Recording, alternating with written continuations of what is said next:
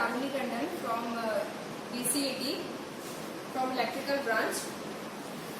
Last class में हमने illumination के बारे में पढ़ा था और इल्यूमिनेशन का बहुत सारे ऐसे डेफिनेशंस हमने पढ़े थे जो इल्यूमिनेशन से रिलेटेड हो.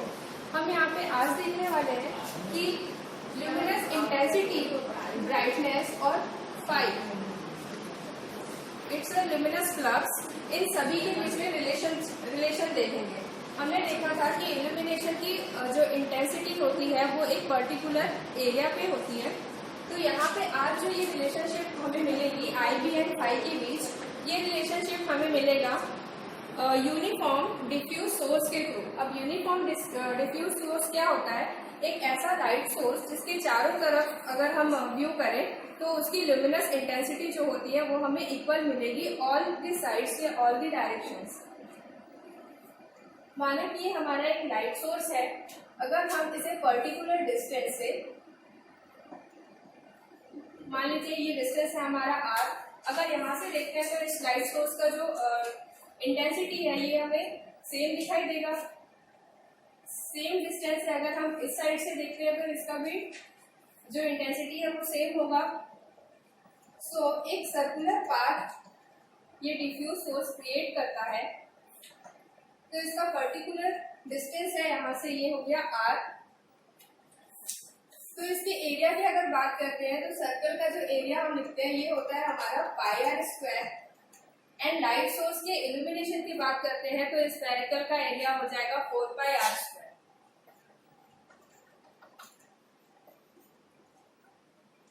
अब जब हम देखते हैं तो फर्स्ट एक फ्लक्स जो होती है, ल्यूमिनस फ्लक्स होती है, तो फाई इज इक्वल टू हमारे पास फॉर्मूला है आई इंटू ओमेगा.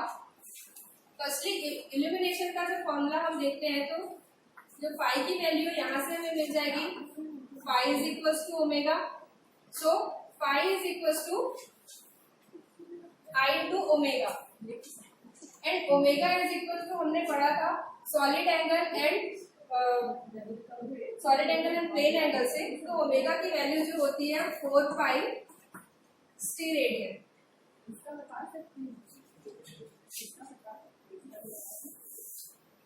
नेक्स्ट अगर हम यहाँ देखते हैं ब्राइटनेस का फॉर्मूला, ये हमने देखा था लास्ट क्लास में. तो ब्राइटनेस इज इक्वल टू होता है हमारे पास i upon a. That means luminous intensity divided by area.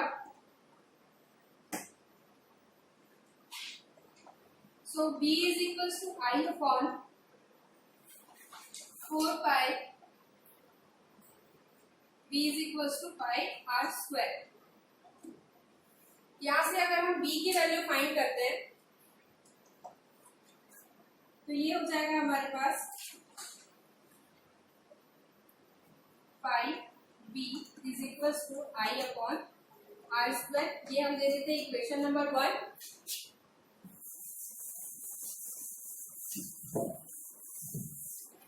First equation हमें मिल गया pi b is equal to I upon are square.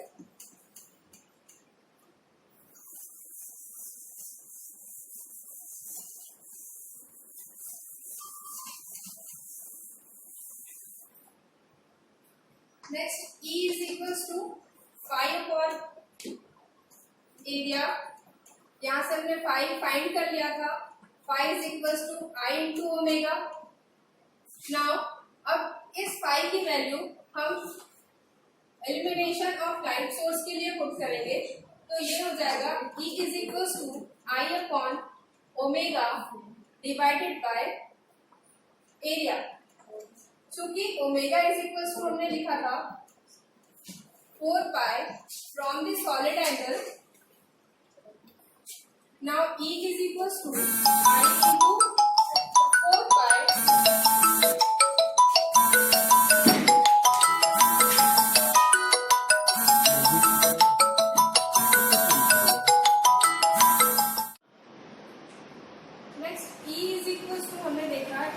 Luminous intensity into 4 pi जो ओमेगा की वैल्यू थी, omega is equal to 4 pi steradian. Now area जब हम बात करते हैं लाइट सोर्स के लिए, तो ये हमारे पास स्फेरिकल फॉर्म में है, that means 4 pi are square. ये 4 पाई कैंसिल होने के बाद हमें मिलेगा E is equal to I upon are square. अब हम देख सकते हैं equation number 1 and equation number 2, इन दोनों वैल्यू से E is equal to I upon are square is equal to pi B. That means ये रिलेशन जो दिखाएगा ये E, I और B के बीच में रिलेशनशिप फाइंड कर सकते हैं आप। Luminous plus intensity, luminous of source और ब्राइटनेस।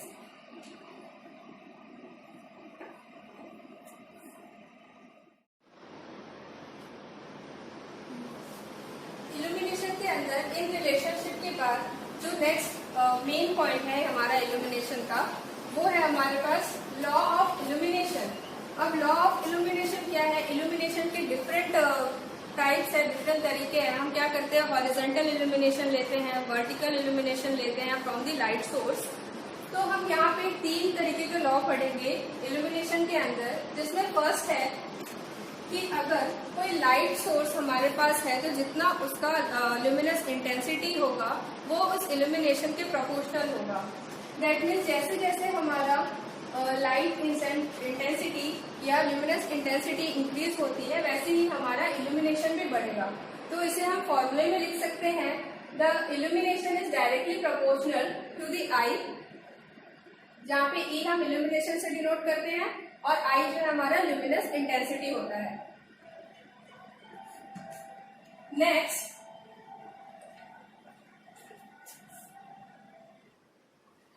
द सेकंड टॉपिक या लॉ ऑफ इल्यूमिनेशन जो सेकंड है वो हमारे पास ये है कि जितना ज्यादा हम डिस्टेंस को इंक्रीज करते हैं उतना ही ज्यादा उसका इल्यूमिनेशन भी बढ़ता है। अगर यहाँ पे आप एक लाइट सोर्स या लाइट पॉइंट की बात करते हैं, ये हमारा लाइट पॉइंट है जो कि कैंडल पावर, इसका जो पावर है लाइट सोर्स का वो हम कैंडल पावर में लेंगे। तो जितना ज्यादा हम उसका डिस्टेंस इंक्रीज करते जाते हैं उतना ही ज्यादा उसका इल्यूमिनेशन इंक्रीज होता है।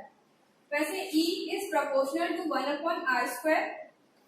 माना कि ये हमारा लाइट सोर्स है, इससे हमने 1 मीटर की दूरी पे इल्यूमिनेशन फाइंड करना है। तो फॉर्मूले के अकॉर्डिंग इसका जो डायरेक्शन है ये क्या हो जाएगा, यहाँ पे 1 अपॉन आर, यहाँ पे हमारे पास 1 स्क्वायर। दैट मीन्स इसके लिए जो इल्यूमिनेशन हम निकालेंगे इस पॉइंट ए पे ये हो जाएगा 1 लक्स सेकेंड। अगर इसी लाइट सोर्स से इसका डिस्टेंस हमने इंक्रीज कर दिया, मान लीजिए यहाँ पे हमने 2 मीटर ले लिया, तो इस 2 मीटर पे इसका जो इल्यूमिनेशन है ये हो जाएगा 1 upon 2 square. That is point B के लिए जो इल्यूमिनेशन हम फाइंड करेंगे ये हो जाएगा हमारा 1 अपॉन 4 लक्स। लक्स इसलिए क्योंकि इल्यूमिनेशन का जो यूनिट है ये हमारा लक्स है। नेक्स्ट, अगर इसका डिस्टेंस हम 3 मीटर तक इंक्रीज करते हैं तो ये हो जाएगा E is equal to 1 upon 9 lux. जैसे जैसे हम उसका डिस्टेंस इंक्रीज करते जाएंगे फॉर्मूले के अकॉर्डिंग इल्यूमिनेशन जो है वो इंक्रीज होते जाएगा। जैसे कि candle power of light source, यहाँ पे जो कैंडल पावर की वैल्यू है ये हमने ली है 1 फॉर 1 लाइट पॉइंट सोर्स के लिए और डिवाइडेड बाय इनका डिस्टेंस इन मीटर में। ये डिस्टेंस मीटर, सेंटीमीटर इसमें आप डिसाइड कर सकते हैं। दैट मीन्स जैसे जैसे हम इसका डिस्टेंस इंक्रीज करते जाएंगे इनका इल्यूमिनेशन बढ़ते जाएगा। Next, third point,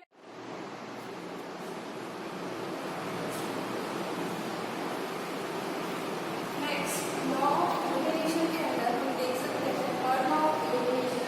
third law of illumination क्या होता है?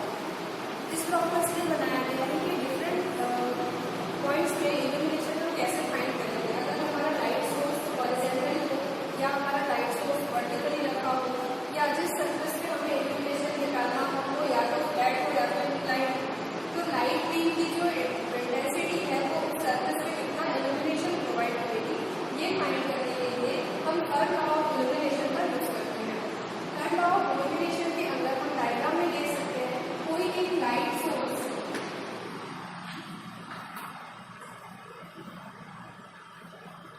कोई लाइट सोर्स है जो कि एक वर्टिकल डिस्टेंस पे कोई सरफेस है, ठीक है, यह सरफेस है, यहाँ से एक वर्टिकल डिस्टेंस पे जो कि h हाइट है, सरफेस से लेके जो सोर्स है उसकी हाइट क्या है h, अगर यहाँ पे हो और वो किसी सरफेस पे इंक्लाइंड बीम, उसकी जो रेज है, जो लाइट है, वो बीम के फॉर्म में इंक्लाइंड होती है एक थीटा एंगल से, तो यहाँ पे क्या हो जाएगा, इस सरफेस पे जो इल्यूमिनेशन होगा वही इस सरफेस के लिए भी इल्यूमिनेशन होना चाहिए।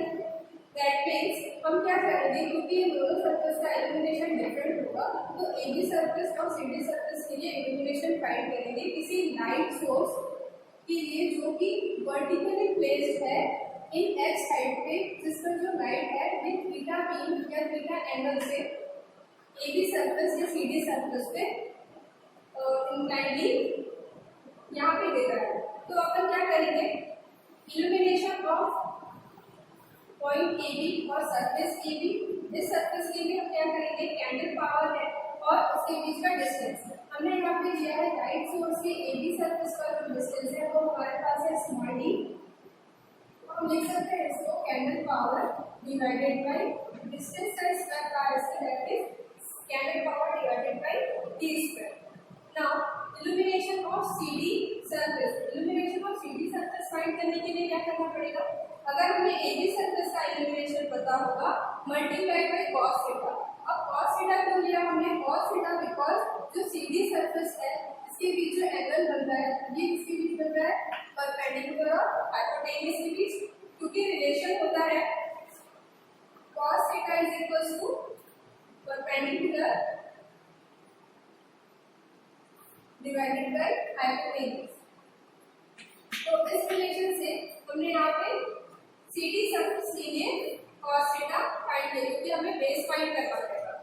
सो सबसे पहले एरिया ऑफ सरफेस निकालेंगे, तो एरिया ऑफ सीडी सरफेस क्या मिलेगा हमें, AB divided by cos theta and AB divided by cos theta that means AB surface area, ठीक है, AB का जो सरफेस एरिया है डिवाइडेड बाय cos थीटा। अब AB के लिए जो सरफेस पे इल्यूमिनेशन हमने फाइंड किया है ये मिल जाएगा हमें इक्वेशन नंबर 1 से, तो हम यहाँ इसे पुट कर देंगे CP divided by d square into cos theta, ये हो गया हमारे पास इक्वेशन नंबर 2। अब हमें क्या फाइंड करना है, d की वैल्यू हमें नहीं पता, तो d की वैल्यू फाइंड करने के लिए हम क्या करेंगे, x is equal to d cos theta, इसको ले लीजिए equation number 3, x is equal to d cos theta, हमें यहाँ पे हाइट फाइंड करनी है सरफेस से, तो इसके रिस्पेक्ट में फाइंड करेंगे थीटा एंगल के रिस्पेक्ट में, और हाइपोटेन्यूज का डिस्टेंस क्या होगा, d के लिए और cd के लिए ये हो जाएगा equal small d, that means x is equal to d upon d into cos theta. Now d is equal to क्या मिल जाएगा हमें, h अपॉन cos थीटा। अब इस d की वैल्यू को अगर हम इक्वेशन नंबर 2 में पुट करते हैं तो ये हमें मिल जाएगा सीडी सरफेस के लिए जो इल्यूमिनेशन है वो हो जाएगा हमारे पास candle power divided by h upon cos theta whole square. Now cos theta multiply है, इस इक्वेशन को अगर और आगे की तरफ सॉल्व करते हैं तो हमें क्या मिल जाएगा, कैंडल पावर और आगे अगर हमने सॉल्व किया तो ये हो जाएगा candle power divided by h upon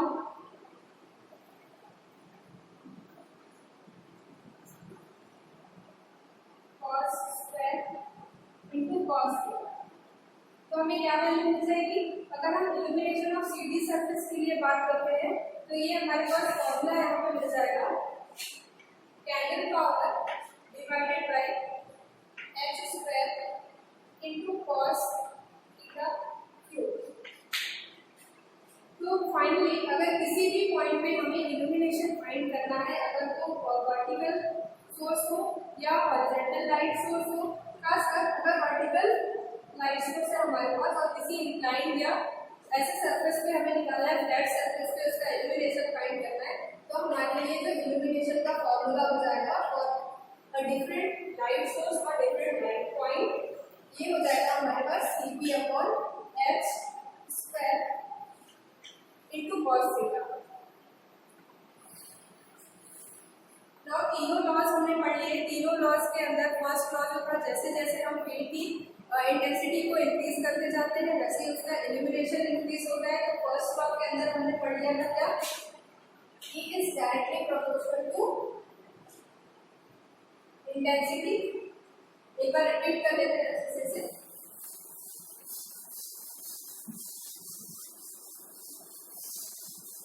That means first law हमने जो पढ़ लिया ये था हमारा E is directly proportional to I। क्या हमने पढ़ा था कि जो हमारा लाइट सोर्स है उसका इल्यूमिनेशन हमें फाइंड करना है। तो जैसे जैसे उसकी ल्यूमिनस इंटेंसिटी इंक्रीज होती जाएगी वैसे ही हमारा ल्यूमिनस इल्यूमिनेशन भी इंक्रीज होते जाएगा। सेकेंड लॉ के अंदर हमने पढ़ा था, सेकेंड लॉ किसी लाइट सोर्स पे, ठीक है, किसी लाइट सोर्स से जैसे जैसे हम उसका डिस्टेंस इंक्रीज करते जाते हैं, मान लीजिए ये हमारा 1 मीटर हमने लिया था, ये 2 मीटर पे था और ये 3 मीटर था। किसी 1 कैंडल पावर वाली लाइट सोर्स से जैसे जैसे हम उसका डिस्टेंस इंक्रीज करते जाते हैं तो उसका जो इल्यूमिनेशन है ये 1 अपॉन उसके डिस्टेंस के स्क्वायर के इक्वल होते जाता है। तो 1 मीटर के लिए जैसे हमने यहाँ पे देखा था 1 लक्स, 2 मीटर के लिए था 1.4 लक्स, 1/9 लक्स। लक्स पहले बोला कि इल्यूमिनेशन का यूनिट है, तो E is equals to 1/r²। ये हमने सेकेंड लॉ में पढ़ा था। And third law of illumination के अंदर ये चीजें हैं कि जब हमें किसी भी पर्टिकुलर पॉइंट पे या किसी सरफेस पे इल्यूमिनेशन हमें फाइंड करना हो तो हम इस फॉर्मूले का यूज कर सकते हैं कि E is equals to, third law के अंदर E is equals to candle power divided by h square into cos theta cube। तो ये तीन लॉस हमने इल्यूमिनेशन के अंदर पढ़े। अब इन्हीं इल्यूमिनेशंस के फॉर्मूलेस को, उनके लॉस को यूज करके और डिफरेंट मेथड्स हैं और डिफरेंट पॉइंट्स हैं जिनको यूज करके हम इससे रिलेटेड न्यूमेरिकल्स को बना सकते हैं। तो नेक्स्ट क्लास में इसके न्यूमेरिकल्स हम कंप्लीट करेंगे और इल्यूमिनेशन से रिलेटेड कुछ ऐसे पॉइंट्स हैं जो कि हमारे लाइट सोर्स पे डिपेंड करते हैं। तो उसको नेक्स्ट क्लास में आगे कंटिन्यू